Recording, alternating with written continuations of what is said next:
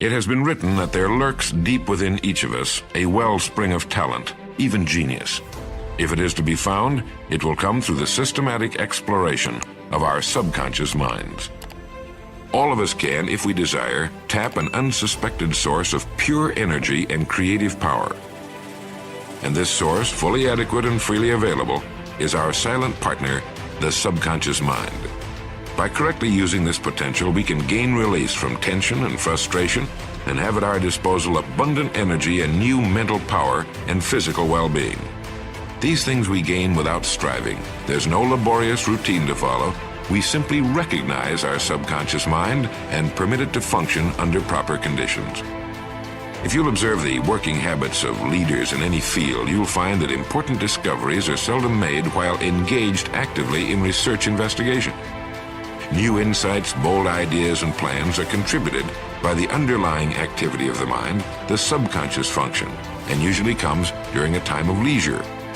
Just about all great scientists, artists, writers, musicians, top-flight businessmen will tell you that their best ideas come not while they're actively engaged in seeking them, but as the French mathematician Henri Poincaré said, creative ideas did not come to him while he was working at his desk, but frequently flashed into his mind while he was engaged in other activities.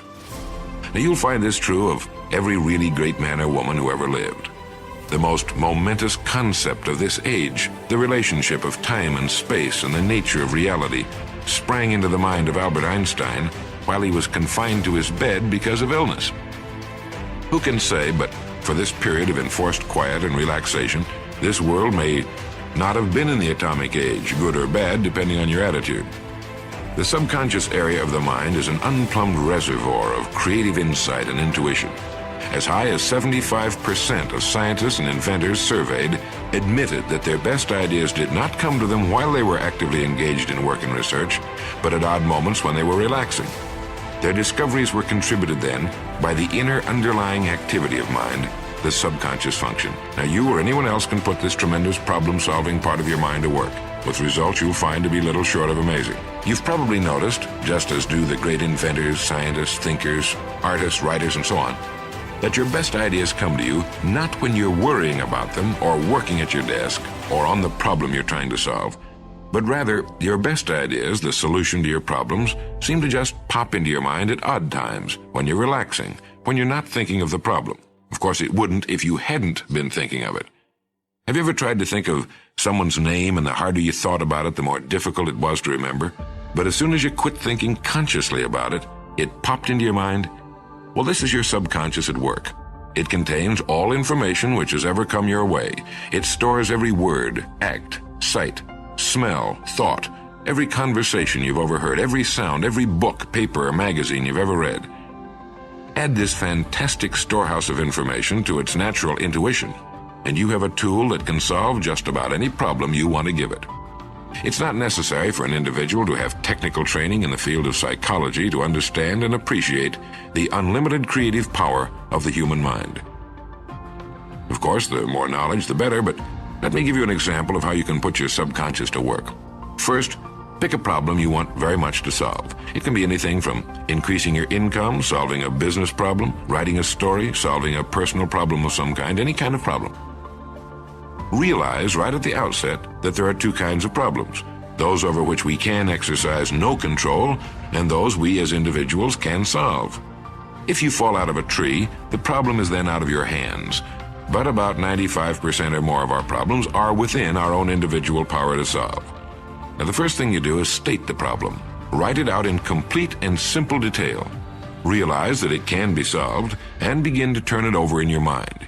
Think of as many possible solutions as possible, realizing while you do that you're merely starting your subconscious to work, and that the likelihood of your solving it with your conscious mind is pretty slim, like remembering a name you've forgotten.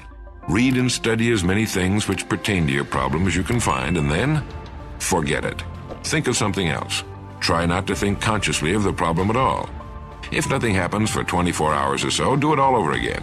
Attack the problem with your conscious mind, work on it as hard as you can, and then forget it again. One fine day soon, you'll be relaxing, thinking of nothing at all, and the solution will come, perfectly clear and logical. Trying to solve problems with the conscious mind is unnecessarily limiting yourself to probably less than 1% of your mental ability. You can use it all by stating the problem consciously and then letting your subconscious do the work for you. Every experience or condition of our life, success or failure, progress or frustration, growth or stagnation, is the result of an action or process selected and set in motion by our conscious mind. But to develop our full powers, it is necessary that we learn to use the creative power of both functions of our mind, the subconscious as well as the conscious, continuously and intelligently. Every condition, every experience of life is the result of our mental and emotional activity. We can do only what we think we can do. We can have only what we think we can have. Everything we do and are and have is the result of thought. We never express anything that we do not first have in our mind. Hence, the secret of attainment, of progress, of developing a creative personality is found in constructive mental and emotional activity. The external world is but a reflection of the world within us. Whatever is imaged in our inner life will be reflected in our personal world. Our mental and emotional activity, focused on a desire, a picture in our mind, will supply us with limitless energy and will take whatever form our mind demands. Thoughts of personal growth and progress, of earning a good income, of having influence with people, of experiencing satisfaction in our work and our daily life, the things we call success and happiness, reflect themselves in time in the conditions under which we work and live. Thoughts of doubt, frustration, failure, and personal limitations operate in precisely the same fashion. When the average individual is told that mind has unlimited power available for its use, the statement is usually passed off as high-pressure inspiration. But the facts of everyday experience prove that the human mind actually has amazing powers, which few of us ever draw upon, so slight is our knowledge and so limited is our faith. The easiest thing in the world is to drift without purpose or direction, so far as our thoughts and feelings are concerned. When we do this, we're letting the creative power of mind go to waste. Modern science is based on controlled experimentation and observation, and the only way any person can know whether or not mind does have unlimited power available for its use is for that person to test the idea by actual personal experience. Realize that your great subconscious mind must act on orders given it from your conscious mind. Give it a job to do, and then watch the results. Then give it a bigger job, and then another. Top business executives, leaders in the field of science realize how this works and use this technique to solve their problems and reach their goals. You can do the same. The late Dr. Brown Landone was one of the really great men of this generation. He was a distinguished lecturer and author, his most significant work being a 7-volume history of civilization. Although 98 years old at the time of his death, his personality and general physical appearance were those of a person not over 50. So well preserved was he in health and physical form. He is said to have been one of the really great youthful men of his generation. Yet during his youth, he was an invalid for 17 years. His time was spent in a bed or in a wheelchair. His knees were swollen to twice the normal size, and his heart was organically impaired. One day, the Landone plantation home caught fire, and this young man, who could not under any circumstances climb a flight of stairs or walk under normal conditions, not only ran up the stairs of his home, but carried down one after another 3 heavy trunks containing valuables. Literally hundreds of similar experiences are known to science. In the presence of danger, superhuman strength is available. What's the source of this vast reserve of power, such limitless and immediate wisdom? Insofar as present-day knowledge is concerned, its source is in the largely unexplored field of subconscious motivation.